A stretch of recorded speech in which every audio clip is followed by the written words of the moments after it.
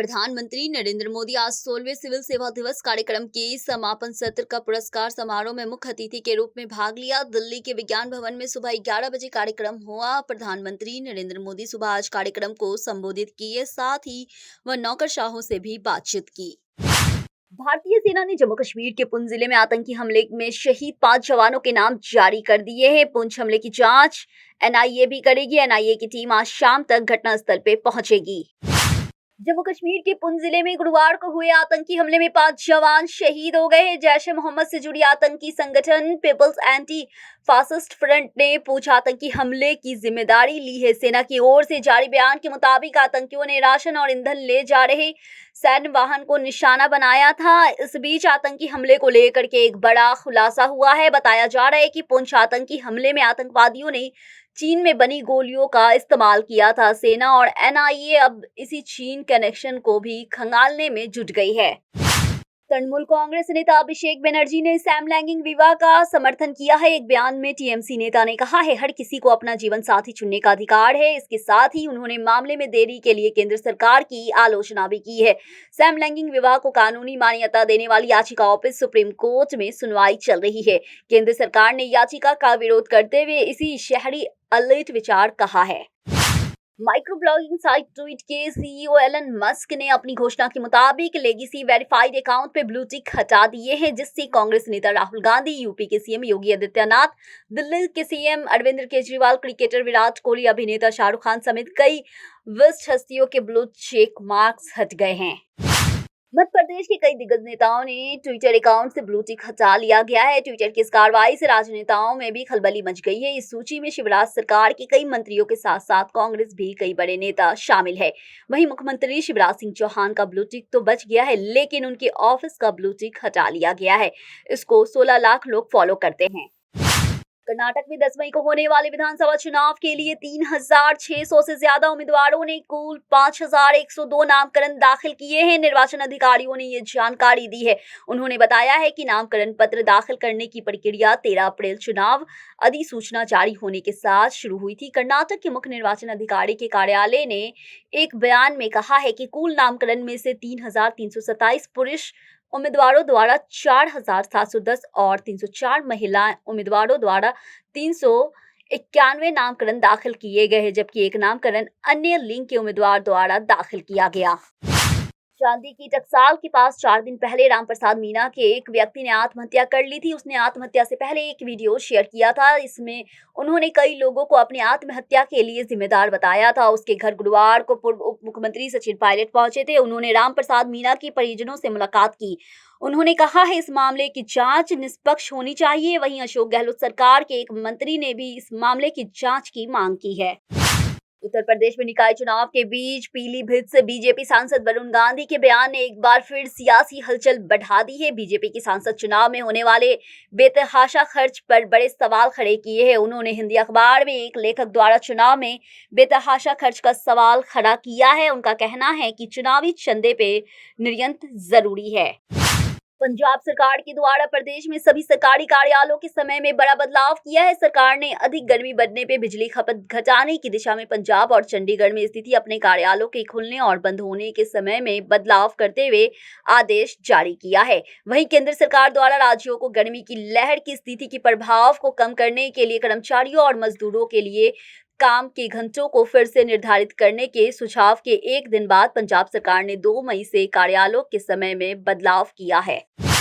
महाराष्ट्र में सत्ता संघर्ष में सुप्रीम कोर्ट ने फैसला सुरक्षित रख लिया है। अदालत के फैसले किसी भी समय आ सकते हैं। कोर्ट का फैसला किसके पक्ष में होगा, इसे लेकर के तरह तरह के तर्क दिए जा रहे हैं। इसी बीच वंचित बहुजन अघाड़ी प्रमुख प्रकाश अंबेडकर ने बड़ा बयान दिया है। प्रकाश अंबेडकर ने बयान दिया है कि कर्नाटक राज्य के विधानसभा चुनाव के बाद महाराष्ट्र की सत्ता संघर्ष का फैसला सुप्रीम कोर्ट में होगा।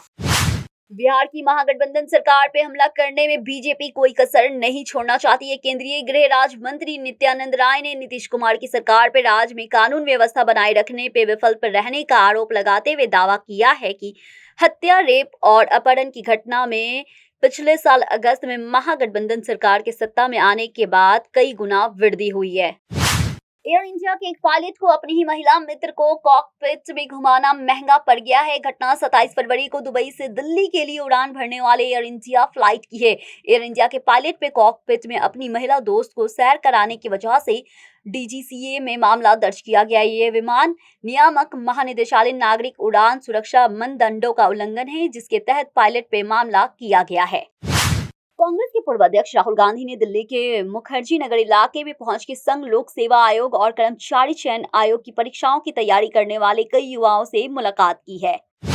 प्रयागराज में 15 अप्रैल की रात को कॉलीवन हॉस्पिटल के गेट पे माफिया अतीक अहमद और उसके भाई अशरफ को 3 शूटरों ने गोली से भून डाला था। मामले में चौंकाने वाला खुलासा हुआ है। हमलावरों ने जिस एनसीआर न्यूज पोर्टल की आईडी का उपयोग किया था, उसके लिए 3 दिन पहले ही रिपोर्ट की भर्ती शुरू होने की जानकारी मिली थी।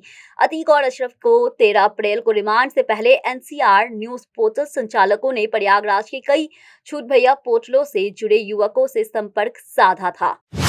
माफिया डॉन अतीक अहमद की बीवी शाइस्ता परवीन और माफिया डॉन मुख्तार अंसारी की पत्नी अफशा की तलाशी जारी है। शाइस्ता की तलाशी में प्रयागराज के कई इलाकों में छापेमारी की गई है, तो वहीं मऊ पुलिस ने गाजीपुर में अफशा की तलाशी में सर्च ऑपरेशन शुरू कर दिया है। फिलहाल इन दोनों का कुछ पता नहीं चल पाया है। पुलिस ने दोनों पर इनाम घोषित कर रखा है। कर्नाटका में विधानसभा चुनाव के लिए नामकरण दाखिल करने की समय सीमा बीते दिन यानी 20 अप्रैल को खत्म हो गई है। डेडलाइन खत्म होने के कुछ घंटे पहले एक चौंकाने वाली बात सामने आई है। बताया जा रहा है कि बेंगलुरु ग्रामीण से कांग्रेस के सांसद टीके सुरेश ने गुरुवार को कनकपुरा सीट से अपना नामकरण पत्र दाखिल किया है। विंग्स कमांडर दीपिका मिश्रा भारतीय वायुसेना का गैलेट्री अवार्ड पाने वाली पहली महिला अधिकारी बन गई है। भारतीय वायुसेना की प्रवक्ता के अनुसार राजस्थान की रहने वाली हेलीकॉप्टर पायलट मिश्रा को मध्य प्रदेश में बाढ़ से राहत अभियान के दौरान अदम्य साहस का प्रदर्शन करने के लिए वायुसेना मंडल अलंकृत किया गया है। भारत की सुप्रीम कोर्ट में सैम लैंगिक विवाह को कानूनी मान्यता देने वाली याचिका पर अभी सुनवाई चल रही है। इस सुनवाई के पहले दिन सुप्रीम कोर्ट ने कहा था कि पर्सनल लॉ पे विचार किए बिना वो ये देखेगा कि विशेष विवाह कानून के जरिए सैम लैंगिकों को अधिकार दिए जा सकते हैं या नहीं। भारतीय विदेश मंत्रालय के प्रवक्ता अरिंदम बख्शी ने गुरुवार को अपनी साप्ताहिक मीडिया ब्रीफिंग में बताया है कि भारत सरकार सूडान में फंसे भारतीयों को निकालने की दिशा में क्या कर रही है। खबर के मुताबिक बख्शी ने बताया है कि भारत सरकार सूडान में संघर्ष कर रहे दोनों पक्षों से बात कर रही है ताकि भारतीयों को सुरक्षित निकाला जा सके। यूक्रेन के साथ जारी युद्ध के दौरान रूस ने अपने ही शहर में गलती से बम गिरा दिए। इस बम धमाके में चपेट में आने से 2 महिलाएं घायल हो गई है, कई इमारतें ध्वस्त हो गई है और कुछ कार भी क्षतिग्रस्त हुई है। इसके साथ ही बम के गिरने से शहर के माध्यम से एक बड़ा और गहरा गड्ढा हो गया। ये जानकारी रूसी रक्षा मंत्रालय के हवाले से आ रही है। रूस और यूक्रेन के बीच जारी जंग को 1 साल से ऊपर हो चुका है। वैश्विक बाजारों में गिरावट का रुख बना हुआ है और इसके चलते सप्ताह के अंतिम दिन के कारोबार में एशिया बाजार करीब 1.5 महीने के निचले स्तर पे आ गए हैं। इन सब के बीच घरेलू शेयर बाजार ने आज कारोबार की शुरुआत हल्की तेजी के साथ दिखी है। दिल्ली नगर निगम में सत्ता परिवर्तन का असर अब दिखने लगा है। दिल्ली सरकार ने आम बजट पेश करने के दौरान सबसे ज्यादा शिक्षा क्षेत्र के लिए बजट आवंटित किया है। ऐसे पिछले 8 साल से होता आ रहा है, लेकिन इस बजट का लाभ एमसीडी स्कूल को कभी नहीं मिल पाया है।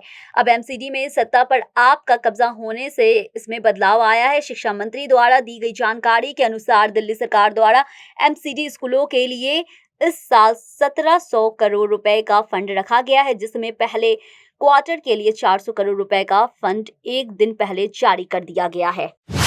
देश की राजधानी दिल्ली व आसपास के क्षेत्रों में अचानक मौसम में आए बदलाव से लोगों को चिलचिला देने वाली गर्मी से राहत मिली है। गुरुवार को धूल भारी तेज हवा और बारिश के बाद आज तापमान में 4 डिग्री सेल्सियस की गिरावट दर्ज की गई है।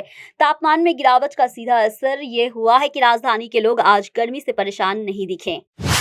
दिल्ली के बाजारों में ईद की खरीदारी को लेकर के अब चहल पहल चरम पे दिखाई देने लगी है। रमजान के बाद अब ईद की तैयारी को लेकर के लोगों में एक अलग उत्साह देखा जा रहा है। भारी संख्या में दिल्ली की चर्चित बाजारों में लोग अपने परिवार के साथ खरीदारी के लिए पहुंच रहे हैं। चाहे बात हो खान पान की या दुकान, कपड़े या सजावट, ज्वेलरी, चप्पल, जूते की क्यों ना हो, दुकान पे भारी संख्या में लोग अपने पसंदीदा सामानों को खरीदने में दिलचस्प दिख रहे हैं। देश में लगातार गर्मी बढ़ती जा रही है। तापमान 40 डिग्री सेल्सियस से अधिक दर्ज किया जा रहा है। वहीं आने वाले दिनों में ये और अधिक बढ़ेगा। गर्मी ने जहां आम जन को बेहाल करना शुरू कर दिया है, वहीं बढ़ती गर्मी के कारण आम आदमी की जेब ढीली होना भी शुरू हो गई है। लेकिन गर्मी का अब तक एक और साइड इफेक्ट देखने को मिल रहा है। गर्मी के कारण कई फूड्स आइटम समेत अन्य चीज भी महंगी होना शुरू हो गई है।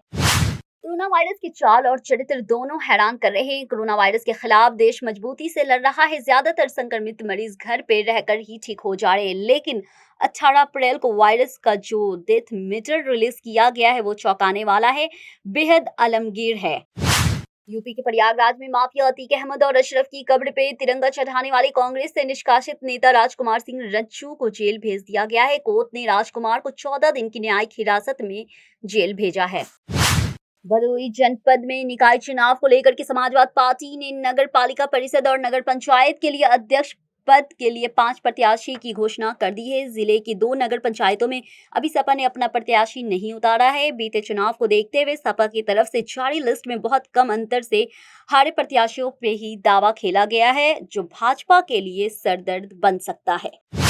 गुरुवार को देर रात खेले गए मुकाबले में दिल्ली कैपिटल्स की टीम केकेआर को 4 विकेट से हराने में कामयाब रही। इस जीत के बावजूद टॉप ऑर्डर के फेल होना दिल्ली कैपिटल्स के लिए परेशानी का सबब बना हुआ है। दिल्ली कैपिटल्स के लिए सबसे बड़ी मुश्किल ओपनर पृथ्वी शॉ का खराब परफॉर्मेंस। पृथ्वी शॉ के सीजन में खेले गए सभी 6 मुकाबलों में बुरी तरह से फ्लॉप साबित हुए हैं।